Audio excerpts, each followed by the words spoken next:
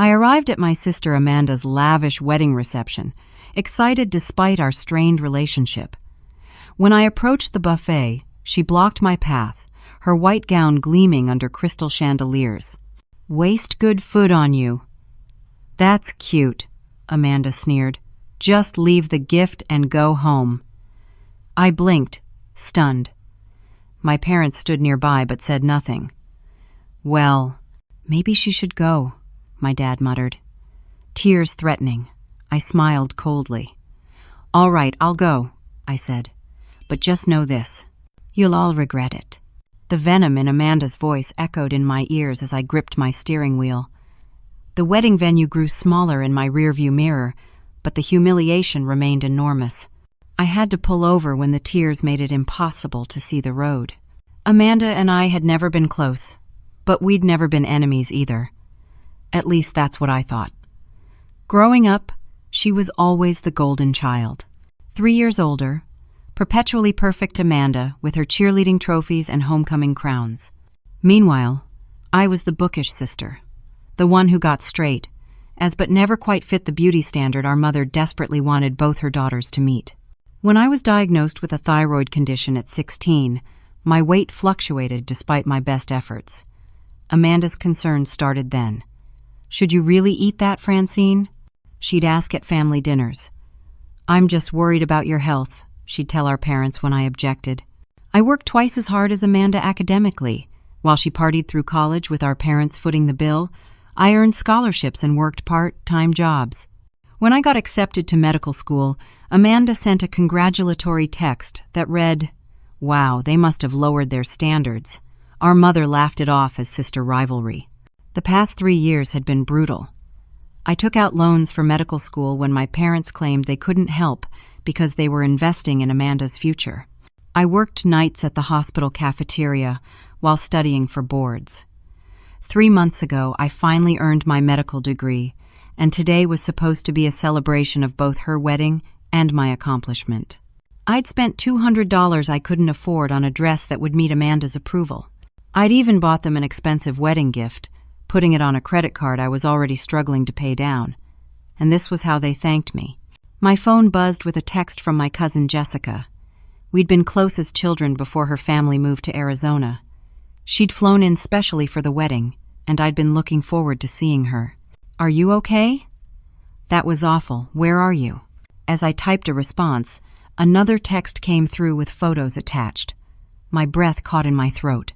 The pictures showed Amanda in her wedding dress, mimicking someone eating frantically, her cheeks puffed out in mock obesity. The wedding guests around her were laughing. In the background of one photo, I could see my mother covering her mouth, giggling. They were laughing at me, mocking me, at her wedding.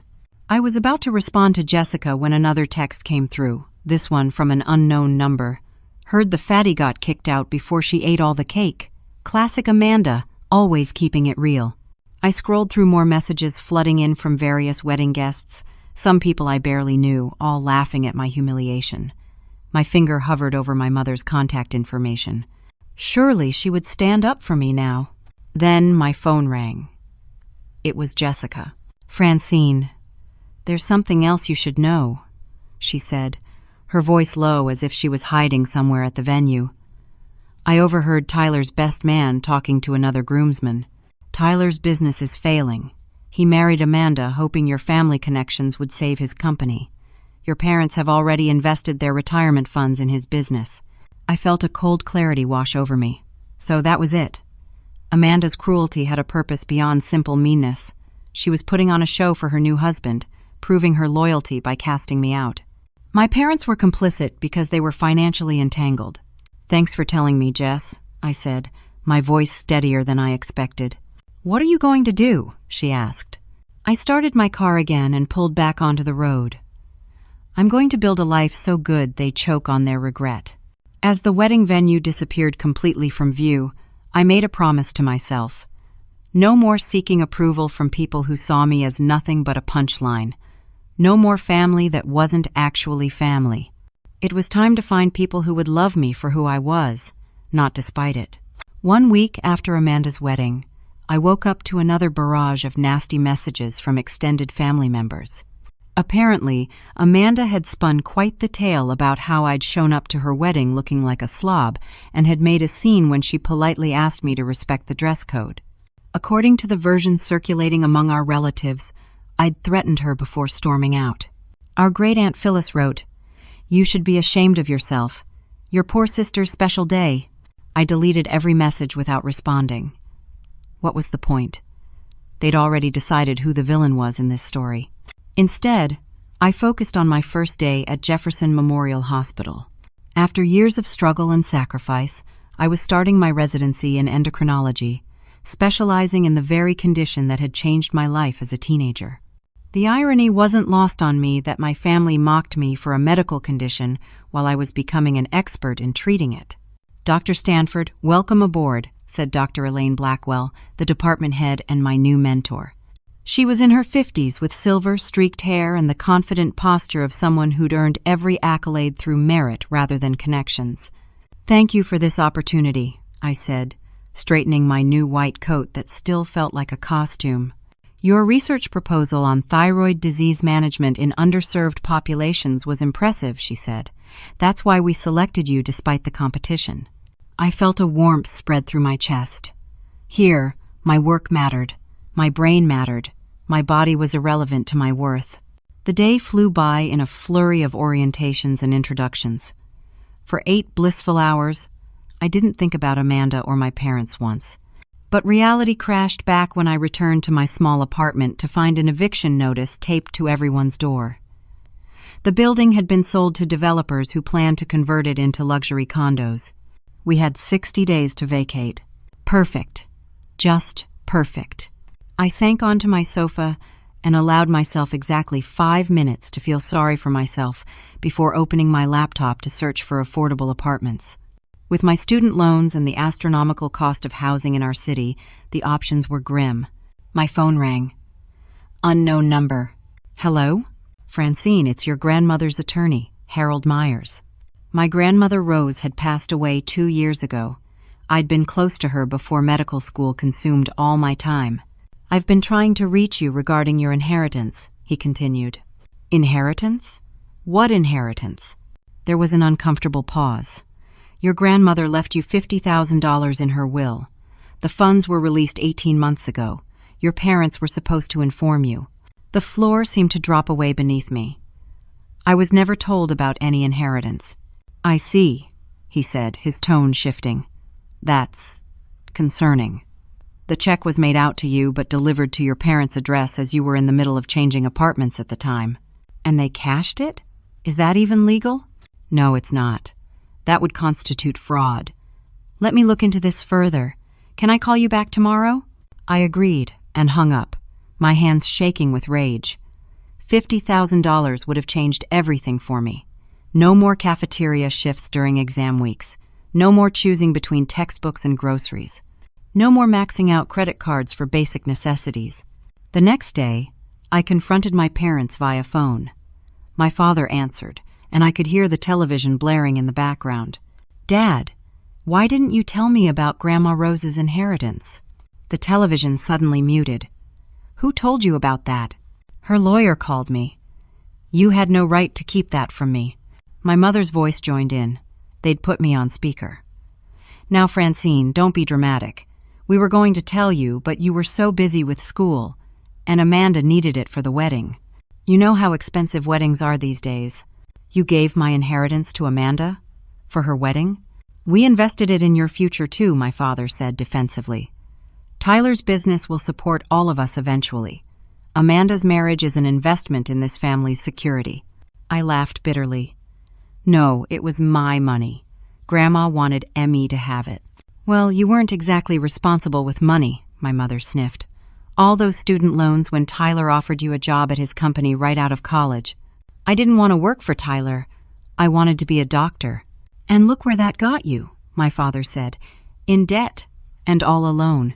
The conversation deteriorated from there. They refused to acknowledge any wrongdoing, insisting they'd made the best decision for the family. When I threatened legal action, they implied I was being hysterical. I hung up and called Harold Myers back. He confirmed I had grounds for legal action, but warned it could get messy. I authorized him to proceed anyway. Later that week, I treated a patient named George Wilson, a 60-year-old man with thyroid cancer who mentioned he'd once worked for that hotshot Tyler Jenkins before the company started going south. My ears perked up. Tyler Jenkins? Tall guy, dark hair, just got married? George nodded. That's him. Smart kid, but plays fast and loose with the books, if you know what I mean. Left when I saw some documents I shouldn't have seen. There's something fishy going on there. I should have left it alone. Should have maintained professional boundaries. But I found myself asking, what kind of documents? George lowered his voice.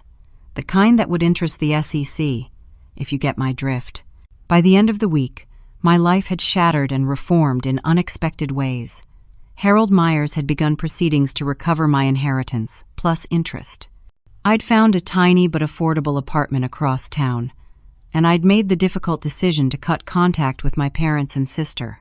Sometimes the family you're born with isn't the family you deserve. It was time to find people worthy of my loyalty. 3 months after Amanda's wedding, my life had transformed in ways I never expected. The tiny apartment I'd found turned out to be in a neighborhood full of healthcare workers from the hospital. My neighbor Sandy, a nurse in pediatrics, had become a close friend who understood the grueling schedule of medical residency. "Earth to Francine," Sandy said, waving a hand in front of my face as we sat in our favorite coffee shop on a rare shared day off. "You zoned out again." "Sorry," I said, blinking back to the present.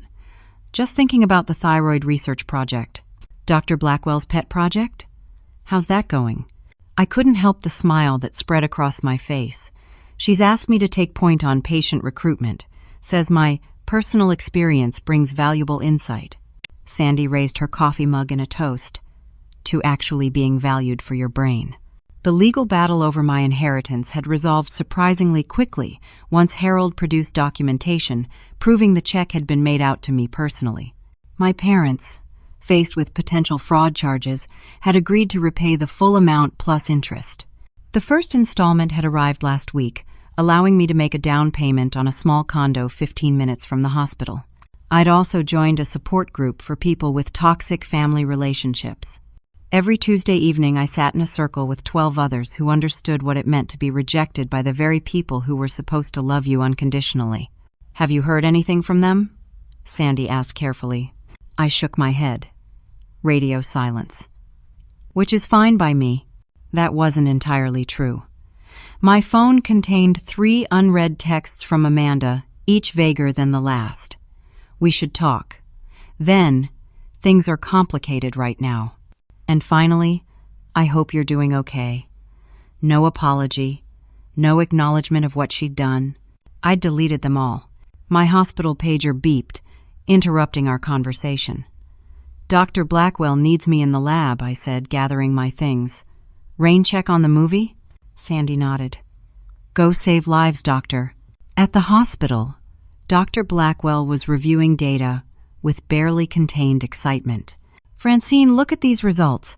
Your patient recruitment strategy is paying off.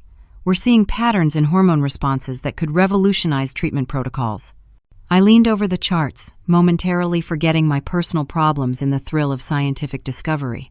The research aimed to develop more personalized approaches to thyroid disorders, potentially helping thousands of patients avoid the side effects I'd struggled with for years. "The University Journal wants to publish our preliminary findings," Dr. Blackwell continued, "and they want to feature you as first author." My head snapped up. "Me? But I've only been on the project for 2 months. 2 extremely productive months. Don't sell yourself short, Francine. Your insights have been invaluable." As I walked back to my new condo that evening, I felt a lightness I hadn't experienced in years. I was building something meaningful, surrounded by people who appreciated my contributions. For once, my size and appearance weren't factors in how others judged my worth. My phone rang as I unlocked my door. Unknown number. Dr. Stanford speaking. "Francine, it's your Aunt Martha, my mother's older sister who lived in Colorado. We'd never been particularly close. I owe you an apology." I remained silent, waiting. I believed what Amanda said about the wedding. But Jessica showed me the pictures, the ones of Amanda mocking you, That was cruel and inexcusable. Yes, it was, I agreed, not making it easier for her. There's more you should know, she continued. Tyler's business is in serious trouble. The SEC is investigating him for potential securities fraud. Your parents have already lost a significant portion of their retirement investment. I sank onto my sofa. How bad is it? Bad enough that they're trying to sell their vacation cabin to cover basic expenses. She paused. And Amanda, I'm worried about her. When she visited last week, I noticed bruises on her arm. She said she bumped into a door, but my medical training kicked in. You think Tyler is abusing her? I can't prove anything. But she's not the same confident Amanda anymore. She's jumpy, constantly checking her phone. Another pause. Look, I know she hurt you terribly, but if she reaches out, please consider talking to her. I think she's in trouble. After we hung up, I sat in the growing darkness of my living room. Part of me felt a grim satisfaction that karma had caught up with Amanda and my parents. They'd chosen Tyler over me, invested in his business while leaving me to struggle, and now they were paying the price. But another part of me, the doctor who'd sworn to do no harm, worried about Amanda. If Tyler was abusing her, my phone lit up with a text. Jessica, have you seen the news? Tyler's company just laid off 40% of its workforce. Stock is tanking. I searched online and found the business news confirming Jessica's text. The article mentioned accounting irregularities and possible SEC investigation. As I was reading, another text came through. From Amanda, I need to talk to you. Please, it's important. I set my phone down without responding. 6 months ago, I would have dropped everything to help my sister, but that was before she humiliated me in front of everyone she knew. Before she showed me exactly what she thought of me. I had a new life now. Professional respect, true friends, a future full of possibilities. Did I really want to invite toxicity back in?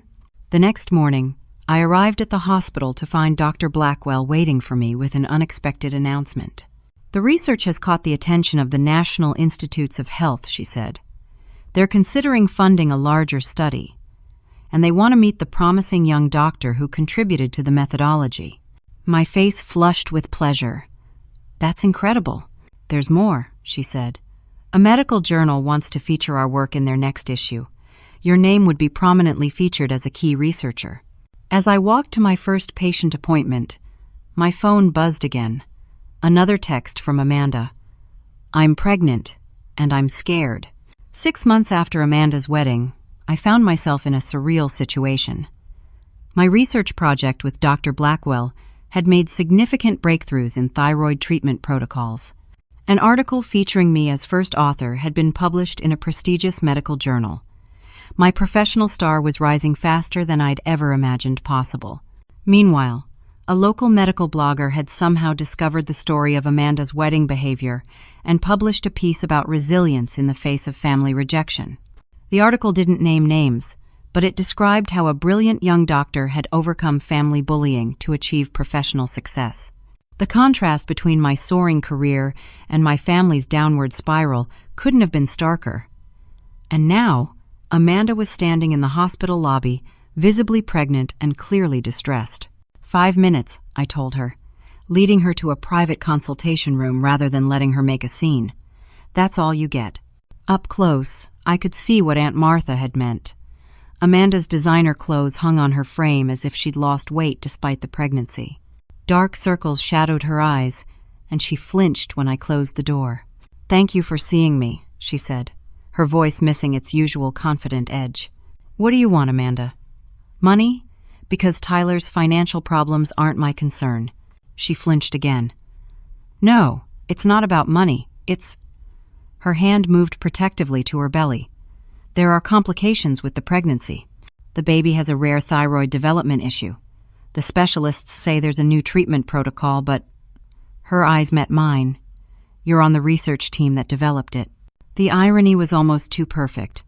Amanda, who had mocked my weight caused by a thyroid condition, was now carrying a child with a similar issue, and she needed my help. So this is a medical consultation? I kept my voice neutral, professional. Francine, please. I know you hate me right now. I don't hate you, Amanda. That would require emotional investment. I simply don't care anymore. Her face crumpled. I deserve that, but my baby doesn't. Please, just look at the case. If you say there's nothing you can do, I'll accept that and leave you alone. I should have sent her away. Should have told her to find another specialist. But the doctor in me couldn't turn away a patient in need, even if that patient was connected to the sister who had humiliated me. Send the medical records to my office. I'll review them. That's all I'm promising. Relief washed over her face. Thank you. Thank you so much. As she turned to leave, I noticed a bruise partially visible beneath her sleeve. Amanda, is Tyler hurting you? She stiffened but didn't turn around. I have to go. He checks my phone, tracks how long I'm gone. Before I could respond, she hurried out, leaving me with more questions than answers. The next day, Amanda's medical records arrived. The diagnosis was concerning. Her fetus had a rare thyroid development disorder that could lead to severe cognitive impairment if not treated before birth. The experimental protocol our team had developed was indeed the best option, but it required specialized equipment and expertise only available at our hospital. I took the case to Dr. Blackwell, presenting it anonymously. This is exactly the type of case our research was designed to help, she said, reviewing the files. I'll approve the treatment. When can the patient come in? There's a complication, I admitted. The patient is my sister. Dr. Blackwell's eyebrows rose. The same sister from... Yes, I confirmed. The wedding incident. She studied me carefully. Are you comfortable being involved in her treatment? I can separate my personal feelings from my professional responsibilities. That's not what I asked, Francine. This will be emotionally challenging. Are you sure you want to take this on? I thought about Amanda's flinching, the bruises, her uncharacteristic subdued demeanor. Whatever was happening in her marriage, she was suffering. And regardless of her behavior toward me, her baby was innocent. I'm sure, I said firmly. Later that afternoon, my office phone rang. Dr. Stanford, there's a Tyler Jenkins demanding to speak with you. He's quite insistent. I felt a cold weight settle in my stomach. Put him through. This is Dr. Stanford, I said, my voice neutral. Stay away from my wife. Tyler's voice was controlled but threatening. Whatever she told you is a lie. Mr. Jenkins, I'm not sure what you're referring to. Don't play dumb. Amanda told me she came to see you about the baby. That's family business, not yours. Actually, as a medical professional consulting on a case, it is very much my business. He laughed coldly. A medical professional? That's rich.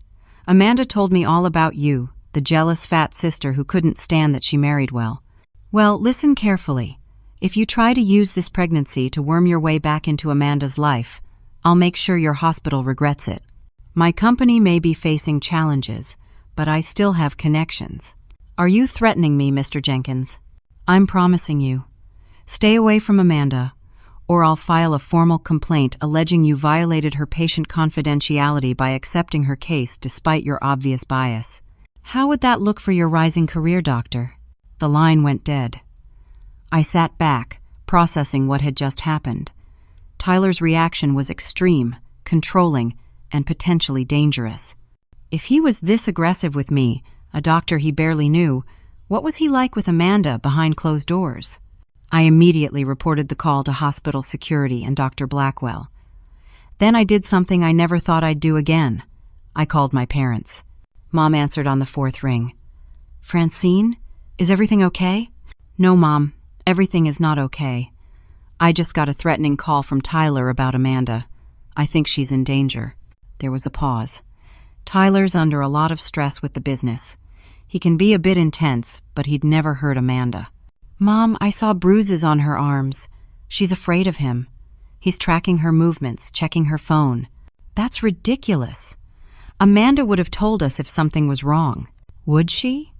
When have any of you ever taken my side over a man with money and status?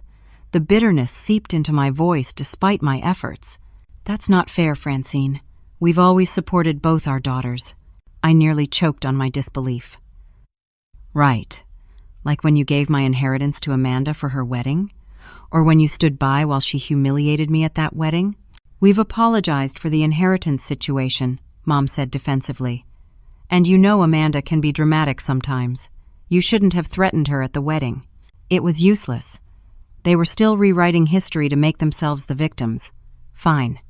Just keep an eye on Amanda, and if you speak to her, tell her the hospital is ready to begin treatment for the baby. 2 days later, Amanda was scheduled for the first treatment session.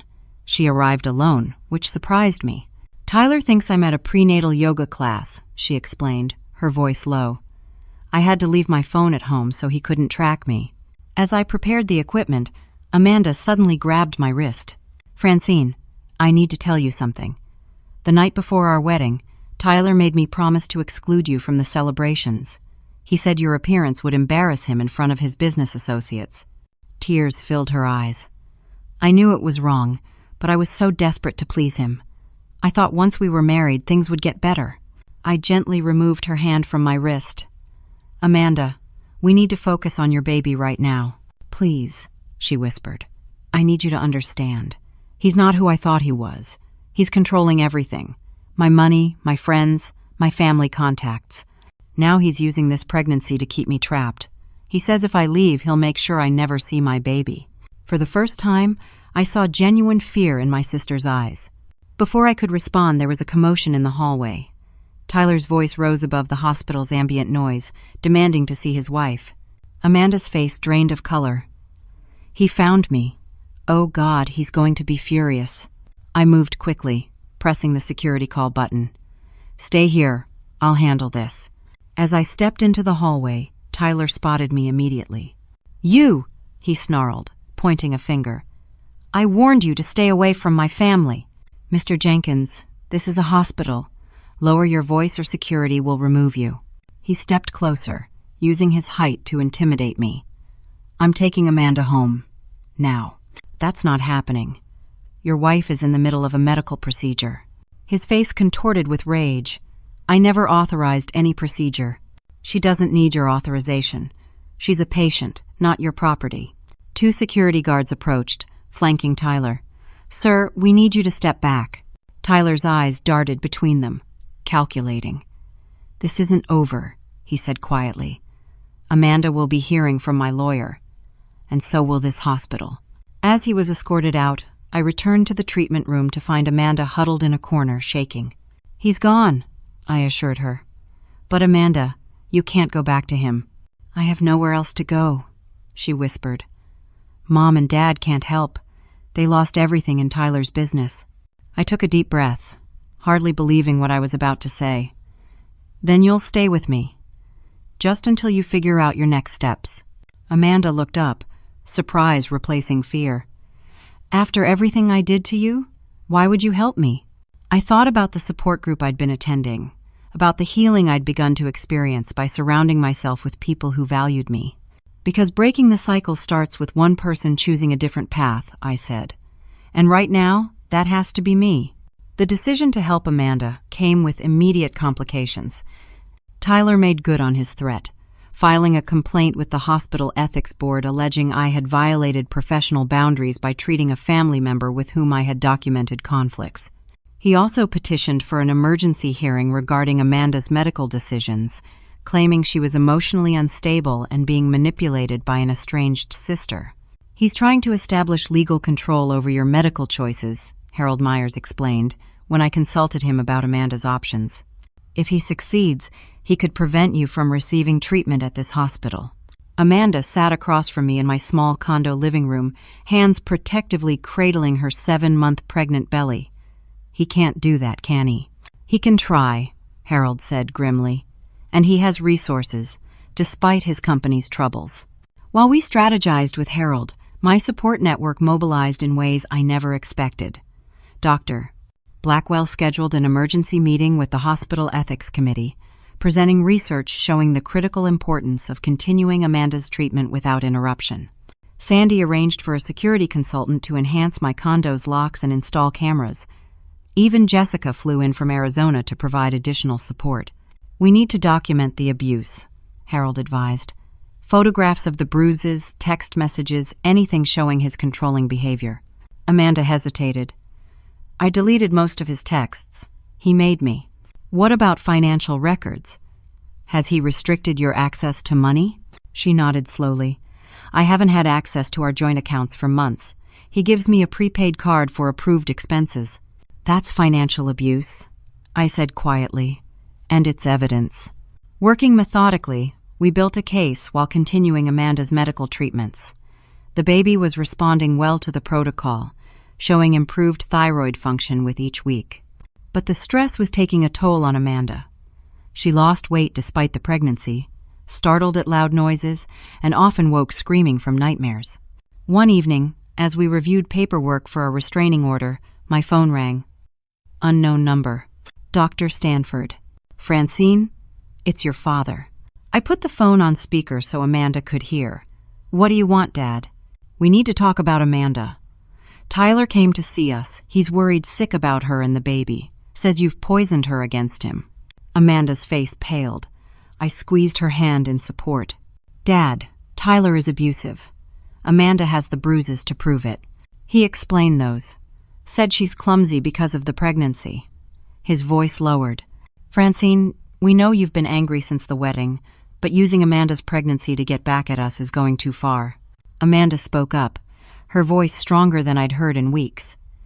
Dad, Tyler is lying. He's been hurting me for months, before the wedding even.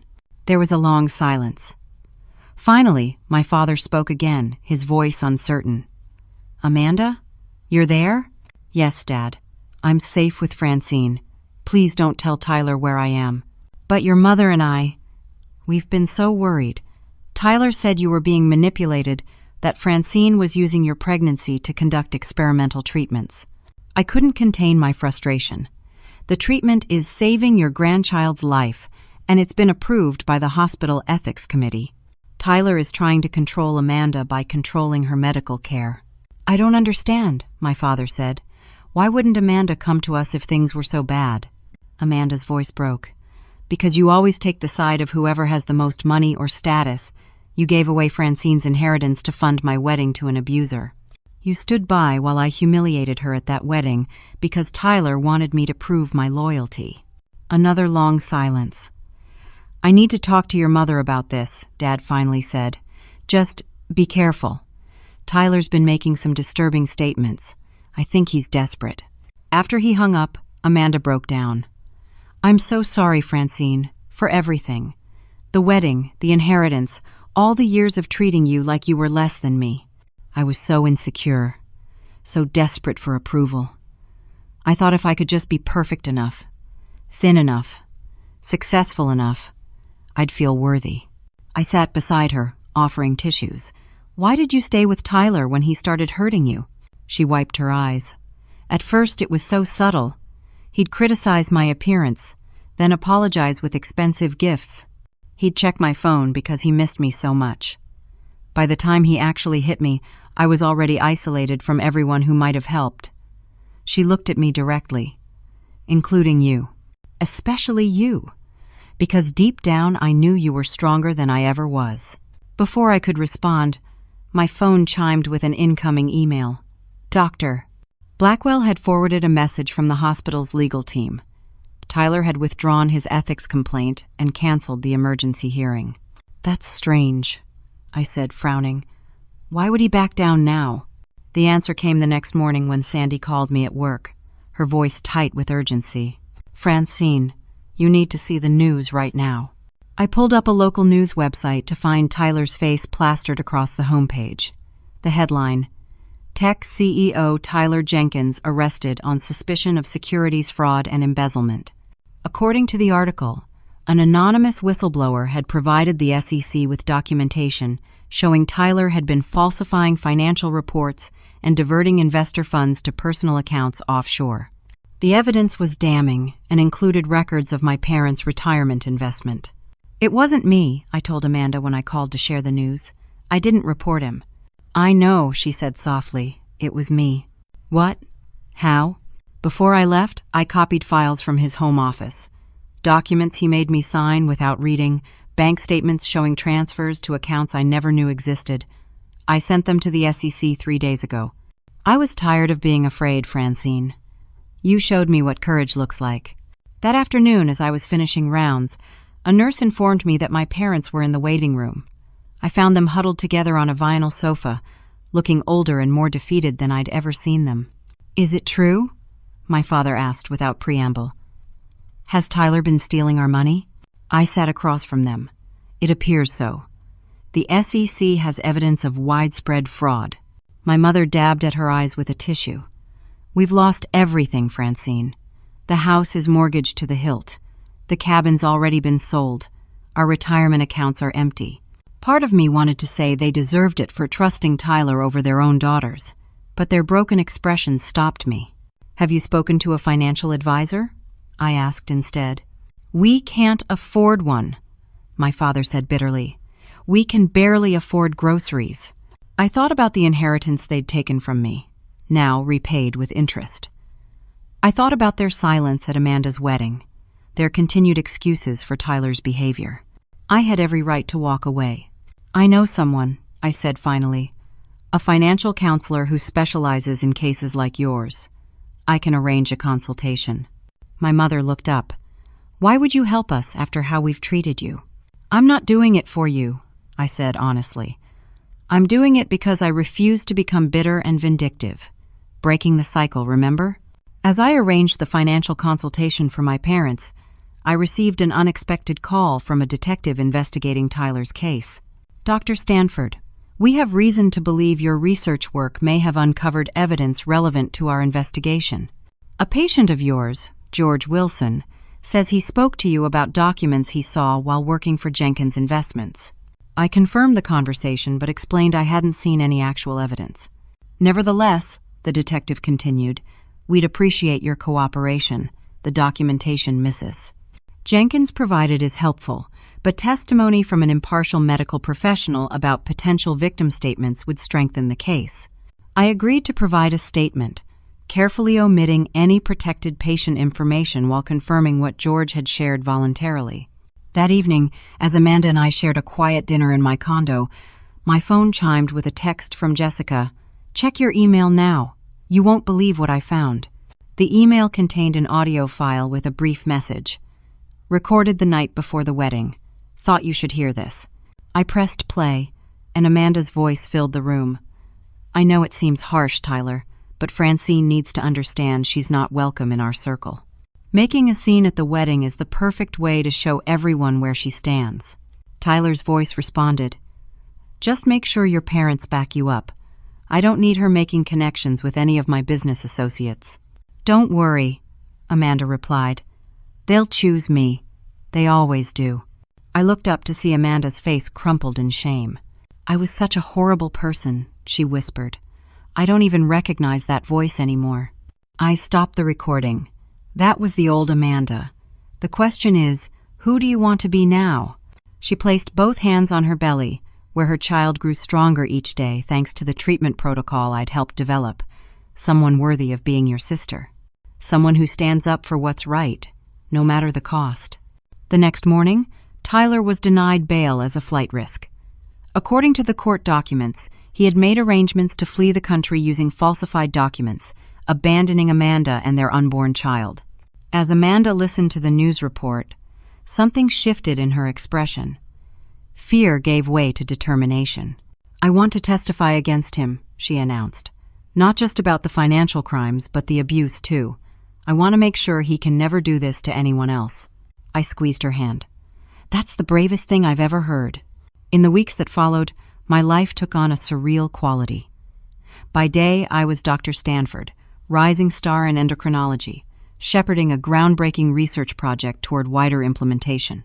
By night, I was Francine the sister, supporting Amanda through her high-risk pregnancy while preparing her to testify against her abusive husband. Tyler remained in custody, denied bail as investigators uncovered more evidence of his financial crimes.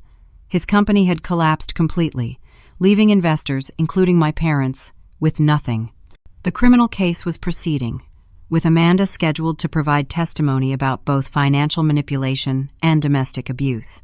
One afternoon, As I was reviewing patient files, Dr. Blackwell appeared in my office doorway. "I just got off the phone with the National Institutes of Health," she said, her expression unreadable. "They've made a decision about our research grant application." I braced myself for disappointment. "They're funding us, full amount, 3 years.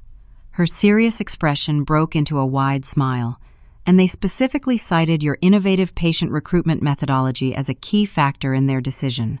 The professional validation washed over me like a warm wave. After years of being judged for my appearance rather than my abilities, my work was being recognized at the highest levels. "There's more," Dr. Blackwell continued. "They want to feature our project at their annual symposium next month. That means presenting to the top medical researchers in the country." I sat back in my chair, momentarily speechless. "You've earned this, Francine," she said gently. "Through your own merit, despite extraordinary personal challenges." That evening, I returned home to find Amanda and Jessica huddled over a laptop in my living room. They quickly closed it when I entered. "What are you two plotting?" I asked, setting down my bag. Jessica and Amanda exchanged glances before Jessica spoke. "We've been building a case." "Against Tyler?" I thought the prosecutor was handling that. "Not just against Tyler," Amanda said quietly. "About the wedding." My stomach tightened. "What about it?" Jessica opened the laptop again and turned it toward me. On the screen was a document titled Wedding Incident, Full Timeline and Witness Statements. "We've contacted 23 guests who witnessed what happened," Jessica explained. 17 have provided statements confirming Amanda's public humiliation of you and your parents' tacit approval. I stared at the screen, memories of that painful day flooding back. "Why are you doing this?" Amanda met my gaze directly. "Because I need to be held accountable. Not just by you, but by everyone who witnessed my cruelty and said nothing." She placed a hand on her belly. "I want my child to grow up understanding that we acknowledge our mistakes and make amends, not hide them and pretend they never happened." Jessica clicked to another document. "We've also recovered this." It was an email chain between Amanda and Tyler from the week before the wedding, discussing in explicit detail their plan to humiliate me publicly. "Tyler, make sure you do it when everyone important is watching. Show them you're willing to cut ties with anyone who doesn't meet our standards." Amanda, "What if my parents object?" Tyler, "They won't. They're too invested in our marriage to risk upsetting me. Besides, they've always favored you." I felt suddenly nauseated reading the calculated cruelty. "How did you get these?" "Police seized Tyler's computers during the fraud investigation," Jessica explained. "His attorney was required to disclose communications relevant to establishing pattern of behavior. I have a friend in the DA's office who flagged these as potentially showing psychological abuse toward you as well." I pushed the laptop away. "I don't want to revisit this. I've moved on." "Have you?" Amanda asked softly. "Because I haven't. I replay that day constantly, seeing the hurt in your eyes when I said those terrible things. Watching you walk away alone while I laughed with people who never really cared about me." I started to respond when my phone rang. My father. "Francine, is Amanda with you? We need to talk to both of you." 30 minutes later, my parents arrived at my condo. They looked older than they had just weeks before, the stress of financial ruin etched into their faces. "We've sold the house," my father announced without preamble. "It's not enough to cover all the debts Tyler left us with, but it's a start." My mother clutched her purse like a life preserver. "We're moving to a small apartment next month." Amanda, seated beside me on the sofa, spoke first. "I'm sorry about the money. I had no idea what Tyler was doing." "We know that now," my father said. "The investigators showed us evidence that he forged your signature on several documents." He hesitated, then looked directly at me. "But that's not why we're here." My mother opened her purse and removed a USB drive. "Jessica sent us something yesterday, a recording from the night before the wedding." My eyes shot to Jessica, who nodded slightly. "We heard it," my father continued, his voice rough with emotion. "Heard how you and Tyler planned to humiliate Francine. Heard how you said we would take your side because we always did." Amanda's hand found mine and squeezed tightly. "The worst part is you were right," my mother said, tears spilling down her cheeks. "We did exactly what you predicted. We stood there while you treated your sister like garbage and we said nothing." "Worse than nothing," my father corrected. "I suggested she leave, remember?" I actively participated in her humiliation. The room fell silent except for my mother's quiet weeping. "Why?" I finally asked. "Why did you always take her side?" My parents exchanged glances before my father answered. Amanda was like us, conventional, easy to understand. She wanted the things we valued: status, appearances, social standing. He looked at me with genuine regret. "You were always different. Intellectual. Questioning. You didn't care about the things we thought were important. So you loved her more because she was easier to relate to?" The hurt I'd buried for years surfaced again. "No," my mother said. "We didn't love her more. We just understood her better. And truthfully, we were intimidated by you, Francine. Your intelligence, your determination, your willingness to forge your own path." She wiped her eyes. "It was easier to focus on Amanda than to admit we couldn't keep up with you." "That's no excuse," my father added. "We failed you. Repeatedly and shamefully. When we gave away your inheritance, when we stood by at the wedding, when we believed Tyler's lies about you manipulating Amanda," he straightened his shoulders. "We're not asking for forgiveness. We don't deserve it. We just wanted you both to know that we recognize what we did." Amanda spoke up, her voice stronger than I'd heard in months. "I have something to say, too." She turned to face me directly. "Francine, I was cruel to you for years because I was jealous. You had everything I secretly wanted: intelligence, purpose, integrity. I married Tyler because he represented the kind of superficial success I thought would make me happy. I went along with his plan to humiliate you because I was desperate to prove I'd chosen the right path, even as I was beginning to suspect I'd made a terrible mistake." She took a deep breath. "You've saved my baby's life. You've given me shelter when I had nowhere else to go. You've shown me what real strength looks like. And I need you to know that I am deeply, profoundly sorry for the pain I've caused you." The room fell silent again as everyone waited for my response. I looked at these three people who had hurt me so deeply, now sitting in my living room acknowledging their failings. Part of me wanted to throw their apologies back in their faces, to tell them it was too little, too late. But another part of me recognized the courage it took to admit such painful truths, and the doctor in me knew that healing sometimes requires lancing the wound to release the poison within. "I appreciate your honesty," I said carefully. "All of you. But trust isn't rebuilt with words alone. It's going to take time and consistent actions before I can fully let any of you back into my life." My father nodded. "That's more than fair. There's one more thing you should know," I continued. "The Hospital Ethics Committee has formally approved my continued involvement in Amanda's medical care, finding no conflict of interest that would compromise treatment. The baby's condition is improving with each session." My mother's hand flew to her mouth. "So our grandchild will be okay?" "The prognosis is very good," I confirmed, "and Amanda has been approved for emergency housing assistance once the baby arrives. She won't be returning to Tyler or living with you." Amanda nodded. "I need to learn to stand on my own, like Francine has, to build a life based on substance, not appearances." As my parents prepared to leave, my father turned back. "We're testifying against Tyler, too.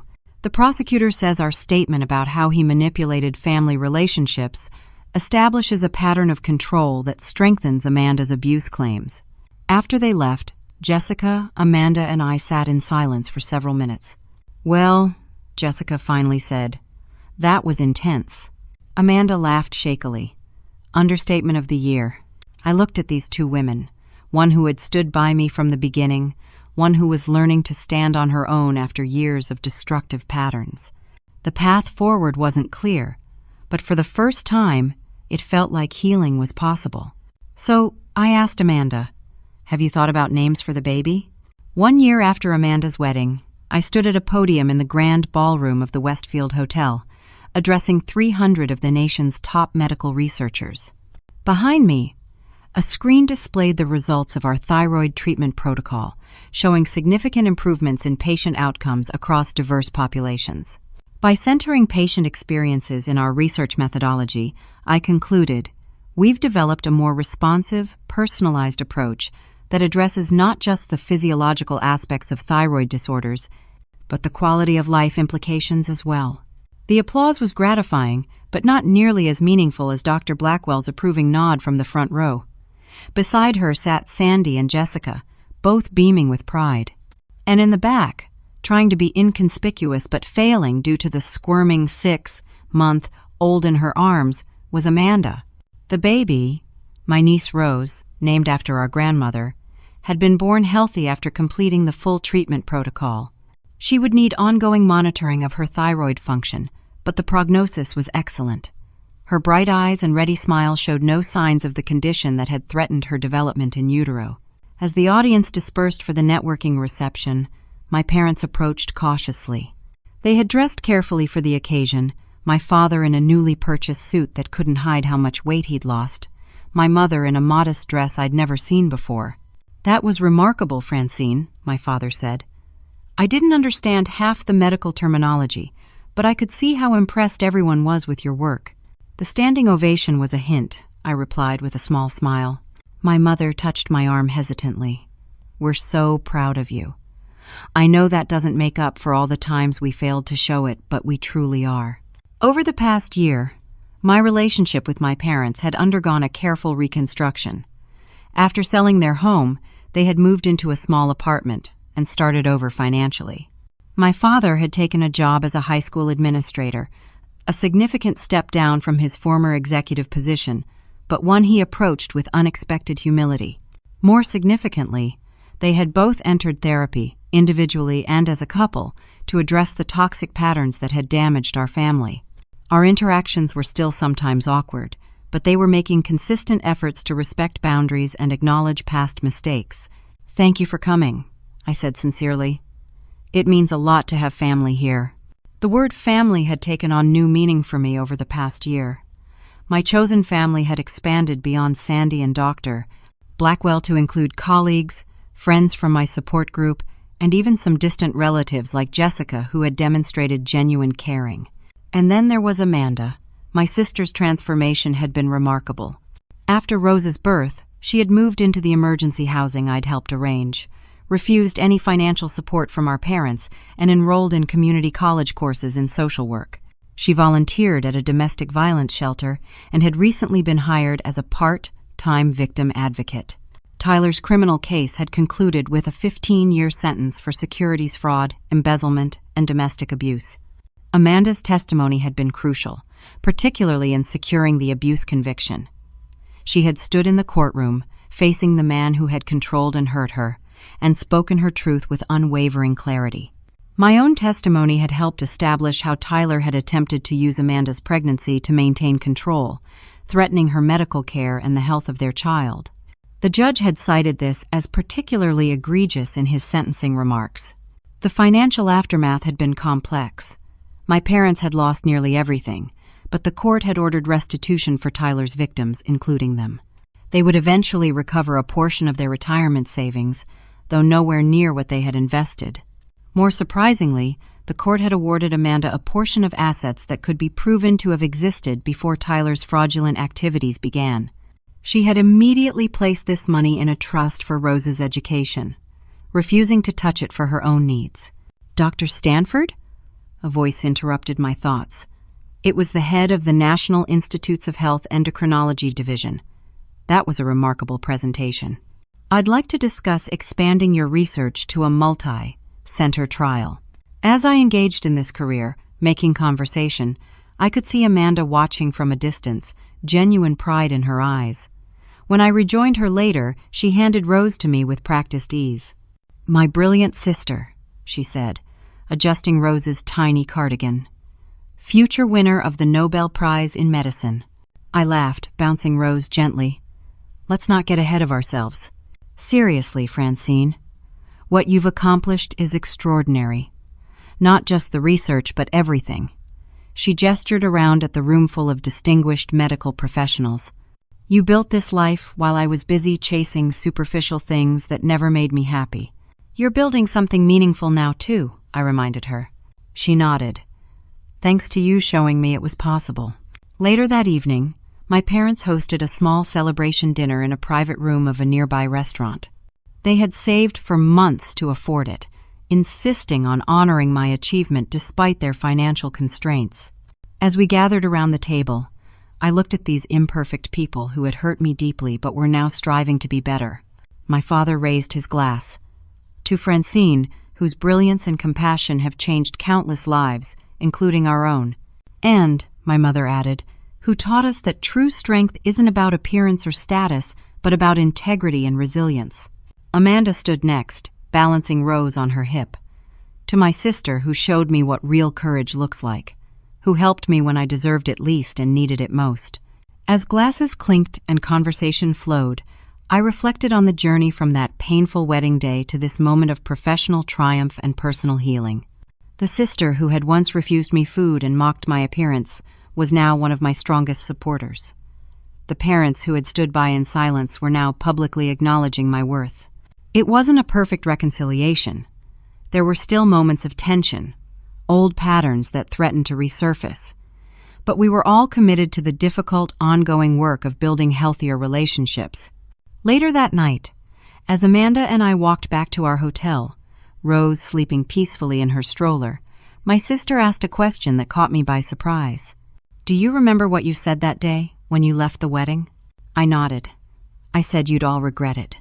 She stopped walking, turning to face me in the glow of a street lamp. "Did you mean it as a threat? That you'd make us regret it somehow?" I thought back to that raw moment of rejection and humiliation.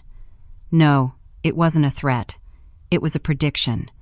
I knew someday you'd realize what you'd thrown away by treating me like that. I just didn't know it would happen the way it did. Amanda considered this. "You were right, you know. I do regret it. Not just because I needed your help later, but because I missed out on having a relationship with an amazing person for so many years. We can't change the past," I said, "but we get to decide what happens next."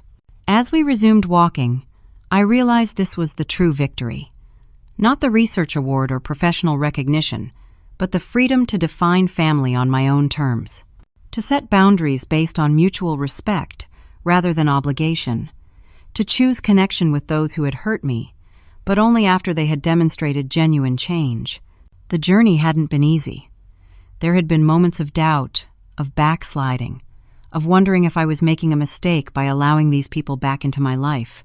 But ultimately, breaking the cycle of toxicity had required someone to make the first move toward healing, and somehow that person had been me. Not because I was a doormat or a martyr, but because I was strong enough to show compassion without compromising my own worth. To extend a hand to those who had pushed me away, but only after they had done the hard work of facing their own failings. In the end, the family that had once rejected me was now orbiting my success rather than the other way around. Not because I had sought revenge, but because I had built a life so authentically mine that its gravitational pull had shifted our entire family dynamic. Have you ever faced rejection from those who should have loved you unconditionally? How did you respond?